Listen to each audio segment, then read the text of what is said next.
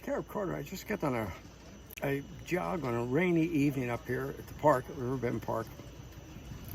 And as I was jogging, it occurred to me that I wanted to share with you a conversation I had back in Pennsylvania before I left today with a neighbor, blue collar neighbor, middle income, solid, salt of the earth, diehard American. And he was distressed because he was tired of the warmongering, okay?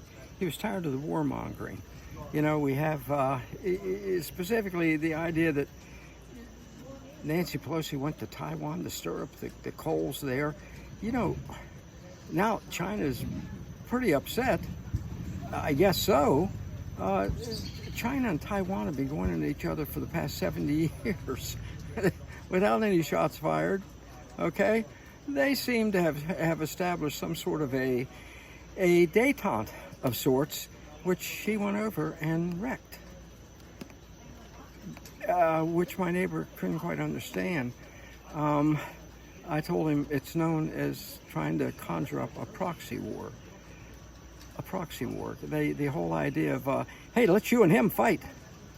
Nobody needs that. Folks, I've been to Taiwan. I've met with their leaders. There's no need for this kind of thing. There's no need for this kind of thing. No, they talk back and forth to China all the time. They don't need this. It kind of reminds you of something, doesn't it? A Asian proxy war, kind of like the proxy war we helped trigger in Europe now. Hey, Russia and Ukraine, why don't you two fight?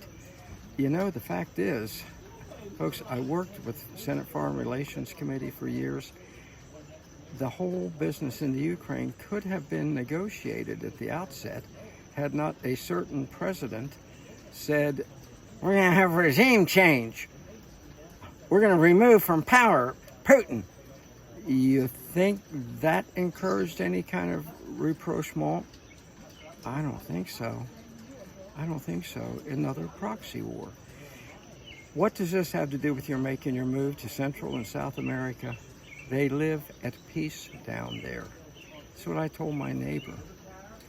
You know, when you live in a nation that seems to want to stoke up the fires of war around the world totally unnecessarily, you better start looking south, where Paraguay's live with next to Uruguay, Honduras next to Nicaragua, you know, Argentina, neighbors with Brazil, they're not fighting with each other.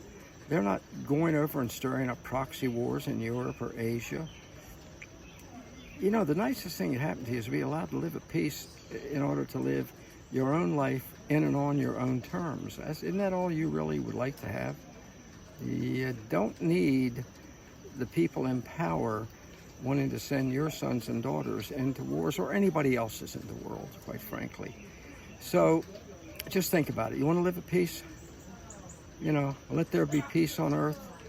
Let it begin in me. Well, it's already begun in the countries in Central and South America, okay?